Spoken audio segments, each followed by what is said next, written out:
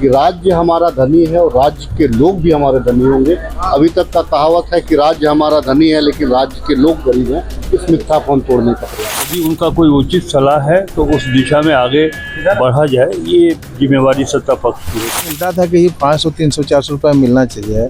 अच्छा 1000 रुपये में भी बालू नहीं मिल रहा है। लेकर के ऐसा थाना में बंद कर दिया, 50,000 रुपये देना पड़ता है। तो ये तो समस्या है। काम के बारे में बात किया जाए, है ना। आप क्षेत्र में सर्वांगीण विकास सबको लेकर के हम लोग काम करके बस यही।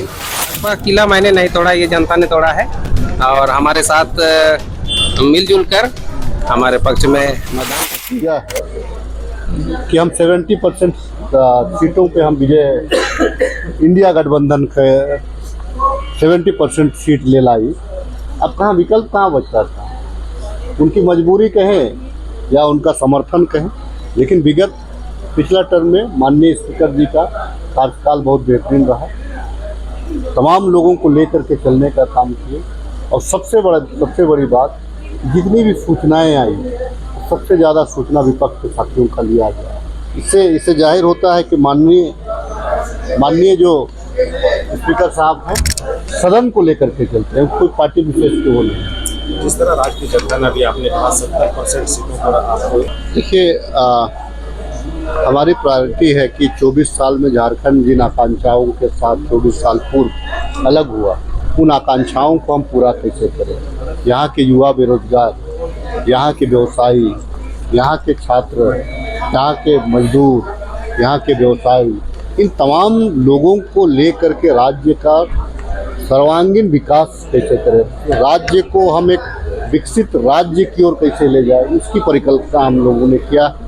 और इस कहावत को हम लोग चरितार्थ करेंगे कि राज्य हमारा धनी है और राज्य के लोग भी हमारे धनी होंगे। अभी तक का कहावत है कि राज्य हमारा धनी है लेकिन राज्य के लोग गरीब हैं। इस मिथ्यापन तोड़ने का प्रयास करेंगे। राजेश जी, आप के बारे में बताएंगे। आप अगर गांव बताएंगे तो मैं आज नया विधानसभा का स्पीकर का चयन हुआ, जो सर्वसम्मति से हुआ। यह संसदीय प्रणाली में बहुत एक अच्छा संदेश है और निश्चित तौर से आगे चलकर अब इस नए सत्र में जनता के हित के कई जन कल्याणकारी योजनाएं और कई जनहित के योजनाओं को अंजाम दिया जाएगा। क्या क्या मुद्दे होंगे विकास के, जैसे मैया समान लोग को लेकर के कई सवाल उठाए जा रहे हैं। अभी तो 2500 रुपये आप लोग देने जा रहे हैं। निश्चित तौर से जिन योजनाओं को हम लोगों ने पिछली सरकार में लाया था, उन योजनाओं को हम आगे कंटिन्यू करेंगे। और भी कई जन कल्याणकारी योजनाएं हैं और रोजगार, इन सब चीज़ों को लेकर अभी हम लोग। मुंडा समाज से कोई मंत्री नहीं मिला, हम लोग आशावादी हैं। समाज काफी निराश भी है इसको लेकर। निश्चित तौर पर समाज के लोगों को काम के द्वारा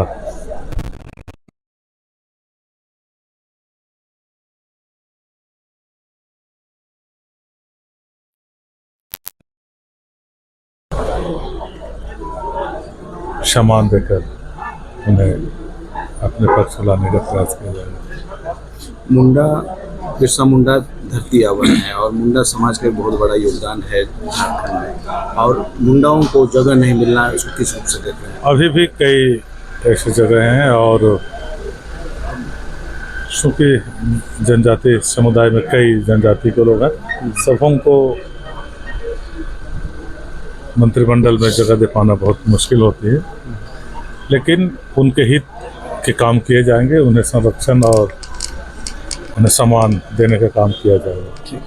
तो जिम्मेवारी ये है कि विपक्ष की जो उचित बातें हैं उसे स्वीकार किया जाए और यदि उनका कोई उचित सलाह है तो उस दिशा में आगे बढ़ा जाए, ये जिम्मेवारी सत्ता पक्ष की होती है। और विपक्ष की जिम्मेवारी ये है कि वो सदन को सुचारू रूप से चलाएं, उसका संचालन ऐसा हो जिसका लाभ राज्य की जनता को मिले, ये उनकी भी जिम्मेवारी होती है। तो एक दोनों सत्ता पक्ष और विपक्ष के बीच में एक सौहार्दपूर्ण संबंध बना रहे, ये प्रयास उधर से भी होनी चाहिए, इधर से भी होनी चाहिए। सर, अनुपूरक बजट आ रहा है, क्या प्रारूप है? आने तो दीजिए अनुपूरक बजट का प्रारूप अभी से क्या बताया जाए, आने दीजिए तब उसके बाद एक्सप्लेनेशन आप अगर चाहेंगे तो हम देंगे। सर, राजस्व का की ज़्यादा प्राप्ति हो, अक्सर जो कहा जा रहा है कि जो बड़ी धनराशि है वो कई योजनाओं में लगनी है। हाँ, लगातार हम इस पर वित्त मंत्री होने के नाते अपने विभाग के अधिकारियों से बात कर रहे हैं और ये अभी वार्ता का क्रम जारी है। हम कैसे क्या रोड मैप तैयार करें कि हमारा रेवेन्यू जनरेशन आगे बढ़े, और जो हम चाहते हैं, मुख्यमंत्री जी चाहते हैं कि झारखंड के रूरल एरियाज़ में वहाँ के इकोनॉमी को कैसे स्ट्रॉन्ग किया जाए, वहाँ के लोगों के जीवन स्तर को कैसे बढ़ाया जाए, इस दिशा में उनके मन में प्लानिंग भी है, ब्लूप्रिंट भी तैयार है। लेकिन इन सब चीज़ों को पूरा करने के लिए धनराशि की आवश्यकता होगी और हम ये धनराशि जुटाने का आवाज़ उठाएंगे, एकजुट होकर भाजपा को कैसे ताकत देंगे? देखिए, मुद्दा अनेकों है जिसमें हम लोग चाहेंगे कि जिस नारे के साथ, जिस वादे के साथ सरकार सत्ता में आई है, उसको हम लोग चाहेंगे कि ये पूरा करें। इसके लिए इनको याद कराएंगे और जो राज्य की बहुत सारी समस्याएं हैं, हमारे क्षेत्र के बहुत सारी समस्याएं हैं, उसको हम लोग चाहेंगे कि इनको ध्यान आकृष्ट कराएं और उसको पूरा कराने के लिए कहें कि आप इसको पूरा कराएं। जनहित का मुद्दा है, राज्य का मुद्दा है, जन मुद्दा है, उसको हम लोग पुराना कराने के लिए इनको ध्यान आकृष्ट कराएंगे और उसको पूरा कराएंगे। पुराने साथी जो काफी गरजते थे उनको कितना मिस कर रहे हैं? ये जो आना जाना लगा हुआ है, आज जो वर्तमान है कल भविष्य, ये पूर्व होगा और भविष्य के गर्त में सब छुपा हुआ है, तो ये तो लगा हुआ है।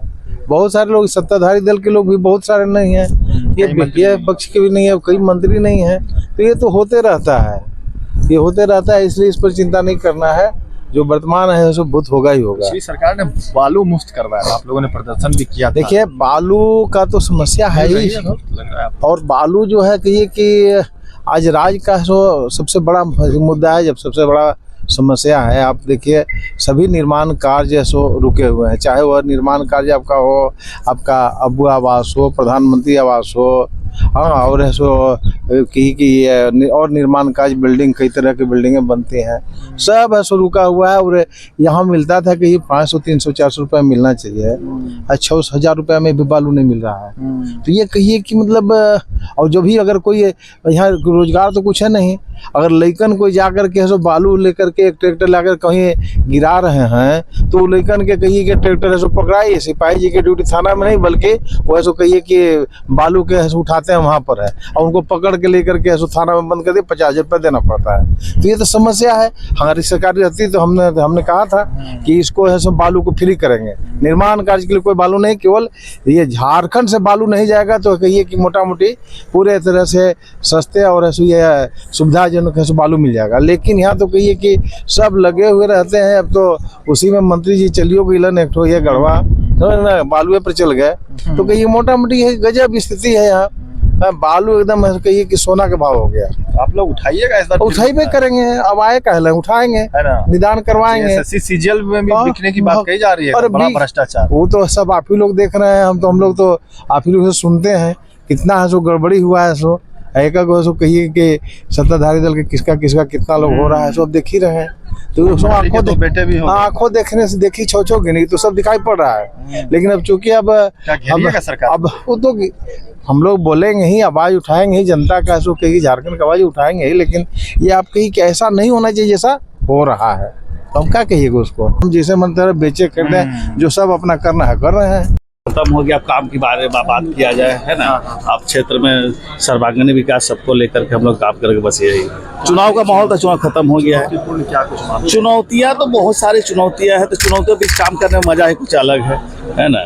तो हम लोग काम करेंगे और आने वाला समय में निश्चित रूप से आप लोग को इसका बदलाव देखने को मिलेगा। है कि हम लोग युवाओं के लिए हमारे बहुत सारी अपनी एक सोच है, और मैं वही बोलता हूँ ना, बोलना भी पसंद नहीं करते, उसको करके दिखाने में ज़्यादा अच्छा लगता है। आने वाले समय में निश्चित रूप से आप लोग को क्षेत्र में बदलाव देखने को मिलेगा। ये भाजपा का किला मैंने नहीं तोड़ा, ये जनता ने तोड़ा है, और हमारे साथ मिलजुल कर हमारे पक्ष में मतदान किए और भारी बहुमत से जिताने का काम किए। मैं जनता का जो मांग है उसे पूरा करने का कोशिश करूँगा। परिवर्तन किया है वहाँ पर जनता ने, किन मांगों को लेकर परिवर्तन? देखिए, कुछ ऐसे गांव हैं जहां सड़कें नहीं है, पानी की समस्या है, स्कूल व्यवस्था सही रूप से नहीं है, उस सबको सुधारने की जरूरत है जी। रामसूर्य मुंडा अपने सरकार में इन सब चीज़ों को पूरा करेगा। रामसूर्य मुंडा इन सब चीज़ों को, जो समस्याएं जो है वहाँ पर, उनको पूरा करेंगे आप जी। 5 साल में आएंगे कैसे? जी देखिए, सरकार हमारी है और सरकार के माध्यम से जो सरकारी सुविधाएं होगी उसमें ध्यान देने की जरूरत हमें होगी जी।